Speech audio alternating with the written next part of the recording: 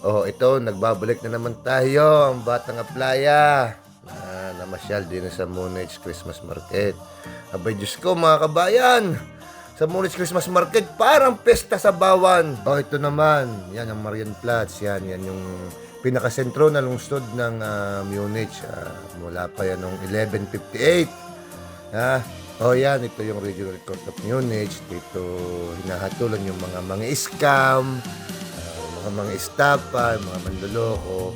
Ari yung Dear Lady of Cathedral na estilong Gothic na may pulang ladrillo sa pagitan ng 1468 to 1488. Eh, ninagawa ng gayon. Oh, tagal na pala. Oh, si residence.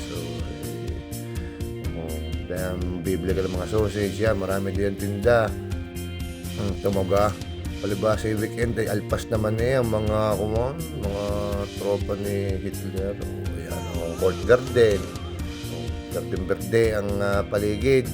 Tamuga. Ang ganda rin nga ng araw yun ako nagparni.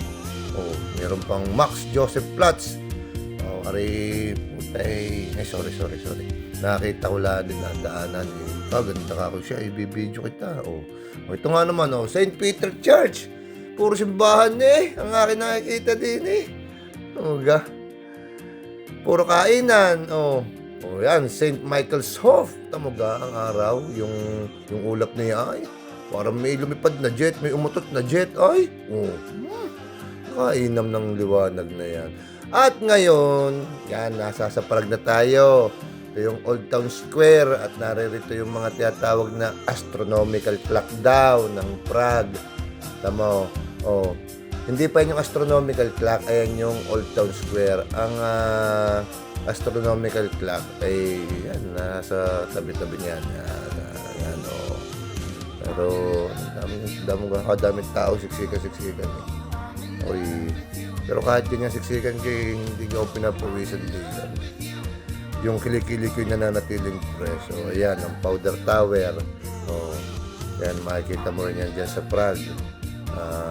Tabi-tabi yan, yung Powder Tower, yung Visirad. Ano nga yan? Visirad. Yan, yung Dancing House. Sabi daw akala ko naman rin nagsasayaw, yung pala kaya tawag na Dancing House dahil sa pa-carve niya. Ito yung Charles Bridge, ito yung dadaanan mo papunta ng Old Royal Palace. Ayan, tamot ng didiyan na tayo. Dalas-dalas ako naglakad, buti hindi nagsungasog. Medyo maganda rin ang architecture ng Old Royal Palace na yan Tamuga. Alay, parang simbahan din lang ng bawan. Yun lang din. Hindi mo nakakalayo-layo Yan. Ito na yung sabihin na nga pala ako nagpunta din Kaya layo umulan. Ako yung umalis na rin Ratos Plus na akin napuntahan din. So, basa mo ng ulan hindi na rin naglalabas din yan. Ako yung kasi umalis na rin. Hindi ako nagpunta na din yan sa Budapest. Tama rin Budapest na rin yung Fisherman's Bastion na yan. Parang kastilyo ng prinsesa Pero ang totoo, libre lang naman pumasok din Kaya ako naghahanap ko ng mga lugar na mga pang Instagram, pang Facebook, pang mayaman ng itsura, pero pang kuripot ang budget, abay dito na kayo. Hindi na kayo pupunta sa Fisherman's Bastion. Tingnan nyo ang view. Sa Batangas, marami ay dagat. Di na marami ay kastilyo Hindi, may kastilyo rin pala sa amin, yung Poblacion 2. Parang Bali, Parang Taco, magkakapatid si Nadjo. Siya ng mga kastilyo ng Bawan. Pero marami sa amin, dagat. Dagat ang marami. Rin Fisherman's Bastion arito na yun noong 1987. Ayun kalapit niyan is yung Buddha Castle. Makikita natin diyan ang Buddha Castle. Madadaanan natin. Tabi-tabi na yan. Hindi ka pahirapang mamasyal diyan sa Budapest, Hungary dahil lahat ng pasyalan ay halos tabi-tabi. Ito yung Buddha Castle Tunnel. Ayan yung iconic passageway ng Budapest na nagawa noong 1857. Ayan ay tumatakbo sa ilalim ng Castle Hill na nagkokonekta dito sa Szczecin Chain Bridge. Yan yung bridge na pinasabog yan noong 1945 ng mga German troops. Pero yan ay ginawa at binuksan ulit noong 1949 O, kita naman ninyo, ito yung Buddha Castle na famous sa Budapest, isa sa pinupuntahan talaga. Ang pangalan niyo, Budapest, Buddha Castle, di kayo isa. O yan yung Matthias Fountain na kapares baga yung nasa Italy, yung may fountain din na may kulay, yung giyon eh. Ay, ang city view yan, maliwanag sa gabi yan. Dahil magandang ilaw na yan, masarap mag-picture-picture, mag-video-video, basta't maganda lang ang camera mong gagamitin. Pagka hindi maganda, medyo mahirapan. Ito yung Város Liget. Yan yung park ng Budapest. Diyan na nagtatumbay yung mga pensyonado. Diga. Diyan pagka weekend, yung mga rides din dyan, parang Disneyland din. Disneyland ng mga Disney princess. Ayan may Ferris wheel. Ang wala lang din yung hinahanap ko yung horror train, yung parang sa bawan, yung may mga nanggigitla. Wala akong makitang gayon Dinaigdaig talaga ng bawan na ay. Wala man lang ng horror train. Puro mga mailaw sa Batangas ang naalala kong mailaw, yung mga nagkikislap-kislap pala. Yung patay sinding ilaw. Sa Christmas tree. Kaya naman. Hindi naman ang aking alam na patay sinding ilaw sa Christmas tree. Yun, tamugay. Nalipad Gayong. Mabilis. Di ko yata nakita ulit. Yan yung mga roller coaster. Pambata. Hindi rin ako sumakay diyan. Sa lamig na yan. Papasakayin mo ako diyan. Yan yung castle. Ay, tamuga. Picture na papagayon. Hero Square. Ito yung huli kong pinuntahan yata nga din sa Budapest. At sumunod, hindi ako nagpunta na ng ibang bansa uli. Giyon lang. Ayan na! Sa Madrid pala. Madrid, Yan yung Royal Plaza. Hindi na yata mga nagsushoot yung mga artista sa Pilipinas, yung mga galing ABS-CBN. Tamuga. Ay, isusumsum natin ang konting yan. Yan yung Cathedral de Santa Maria. Ay, puro simbahan buti hindi ako nasunog din tingnan mo. Ay, tabi-tabi yan yung katedral na yan, tsaka yung papunta doon sa mga plaza na yun, yung mga susunod kong pupuntahan. Tabi-tabi na yan. Hindi yan mahirap pa sila. Yan na nga, tingnan mo, ang Plaza de la Villa. Nadaanan ko rin, yung isang plaza na madadaanan mo, punta ka ng Plaza Mayor. Susunod kong pupuntahan yan, Yan yung Plaza Mayor. Hindi mahirap pa siya lang dito sa Madrid kasi tabi-tabi siya.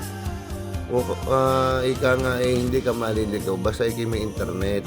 Ayan ang daming tao sige, puro plaza yan.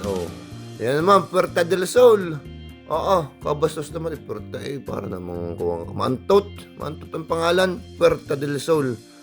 Yan, yan, para sa pare-pares din lang naman ang makikita mo building na gayaan.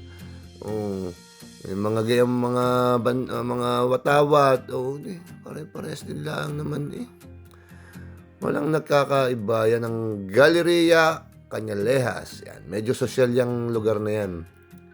Yan, papasukin mo, may mga tumutugtog pa yung gayaan. Pero parang sosyalin yung lugar na yan, hindi ko pinasok. Wala man tayo laging ibibili ng kung ano-ano. Tayo na may isang mahirap na bata lang, batang playa. Yan Museo Nacional del Prado. Ito yung isang sikat na pasyalan dito sa Madrid. Yung Museo Nacional del Prado na yan. Yan, puro museo Kung ikay mahilig sa mga museum, di matutuwa ka din sa Madrid. Yan, Puerta de Alcalá. Yan ay parang yung Arc de Triomphe baga ng Paris, France. Yung Puerto de Alcalá na yan. Ito naman yung Parque del Retiro. Tawagin ito El Retiro Park. Yan. Isang malaking park yan hindi naman siyempre lahat ng nandito yung mga retiro. Siyempre, meron din namang mga hindi retiro. Tawag lang yan. Ito yung nasa sa loob ng El Retiro Park, yung Crystal Palace na yan. Maganda ang loob niya, magandang mga ilaw, Ganyang mga architecture. Marami rin nagpapalitrato din eh. Maganda yung architecture din eh. Ang Crystal Palace na yan. Tamaga. Maliwanag. Ito yung Puerta de Alcalá yung kanina. Sabi ko sa inyo, parang Arc de Triomphe. Yan yung night view niya. Yan. Kinabukasan, siyempre, ako nagpunta na din sa Sagrada de Familia. Punta ako din sa Barcelona. Aray pa 2 beses ko na nagpunta din eh. May bukod akong vlog di yan kasi pinasok ko yung loob na yan. Oo, magandang lugar yan. Yan. Siyempre nung nag-ano ako diyan, half on half off bus. Yan, kasi hindi naman maganda eh. Lalo lang tumagal lang ang pamamasyal, maganda pa yung mag-taxi sa tunay. Hindi, yan eh, lamig na lamig. Oh, itong una kong pinuntahan, yung after ng Sagrada, yung Plaza de Catalunya, napunta ko na rin dati. Hindi, bumalik nga lang ulit dahil nga nandidinin na rin lang. Eh di, umikot-ikot. Baka meron sa inyo mga gusto mamasyal din sa Europe, kontakin nyo lang ako, pwede ako maging tour guide. Yan ang Casa Batilio.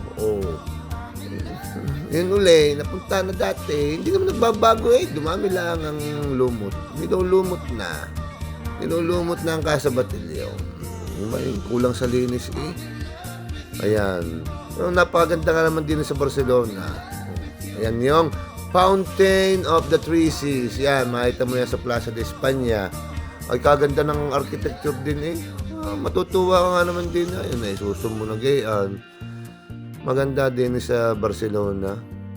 Tsaka mga tao mababait. Siyempre, marami rin Pilipino dito. Kalat eh. O yan ang Venetian Towers. Yan, tabi-tabi yan eh. Ang Magic Fountain of Montjuic. Di kay... Yan, tabi-tabi naman yan. Di yan sa Barcelona. Ika nga eh, hindi ka maliligaw. Yan po yung National Palace of Montjuic. Tabi-tabi yan eh. Medyo mahaba-haba nga lang lakarin. At siyempre, lalakad ka di yan, patas yan, ba, kung may na yung resistensya, hindi ka para din, hindi ka para mamasyal din sa Barcelona. Ikaw hihingalin ka, wala diyang elevator, ay, tamo yung 4 na tower na yan, ayan yang nandiyan sa National Palace of Montjuic. Hindi ko alam kung anong tawag diyan, pero yan yung makikita mo. Ito yung Museo Nacional de Art de Catalunya. Yan yung makikita mo sa tuktok. Pagka yung nilakad mo nga yung kuwan, yung Montjuic Plaza na yan, yan makikita mo sa tuktok. Tumaga naman ang view. Ang daming tao eh. Parang ariyata ay linggo nung ako nagpunta din. Hindi ko na maaalala. Dahil rin nung mga bagong taon, ako namasyal. Nahuli na nga lang upload at lagi naman lasing ang batang apply. Ayan na nga study Olympic. Yan yung pinaglalaruan din ng mga FC Barcelona noong una-una. Yan yung unang stadium diyan sa Barcelona ng mga football. Yan. Madali yung mapuntahan. Yan yung Parkwell. Yan, pinasok ko rin yan. May bukod akong vlog dyan. Napunta ko na rin dati. Pinasok ko lang ulit. Sayang naman. Hindi, siyempre, galing ka ng Barcelona, dadaan ka naman ng Paris. Matik yan. Adi yan na naman. Riyate pa 5 beses o 4 na beses ko nang pumunta din eh. Laging dadaanan eh pagpapuntang Norway. Yan, hindi nakikislapan na naman yung Eiffel Tower na yan. Nung una kong punta din, naswertehan ko yan. Dahil 2 Eiffel Tower sa Eiffela. Ayan, ang Disneyland. May bukod na vlog din ako dito eh.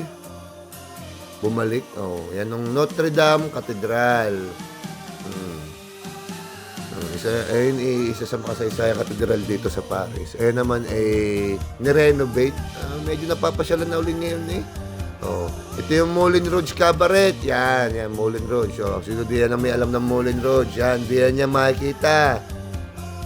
Nandito yan sa Paris. Diyan mo yan maaninag mga Moulin Rouge. Mga cabaret na dancers. Pero hindi yung pastusin. Sosyalin. Ito yung Arc de Triomphe. Yan yung kapares ng Puerta de Alcalá doon kanina sa Madrid yun. Yan yung Statues of Liberty's Flame. Yan. Dito yung makasaysayang lugar kung saan na-aksidente si Princess Diane. Yan yun.